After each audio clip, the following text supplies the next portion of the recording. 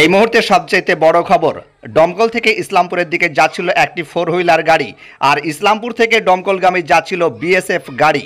ইসলামপুর থানার তেনাসুরা সংলগ্ন এলাকায় নিয়ন্ত্রণ হারিয়ে একেবারে মুখোমুখি সংঘর্ষ হয় দুই গাড়িতে। ঘটনাস্থলেই মারা যায় বাকি বিল্লাহ মোল্লা, বয়স 30। জানা যায়, পুলিশ গাড়িটিকে উদ্ধার করে ও ময়নাতদন্তের জন্যে লাশটিকে বহরমপুর মেডিকেল কলেজ অ্যান্ড হাসপাতালে পাঠানো হয়।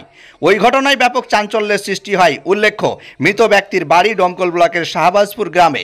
ওই খবর গ্রামের বাড়িতে পৌঁছাতেই নেমে এসেছে শোকের ছায়া।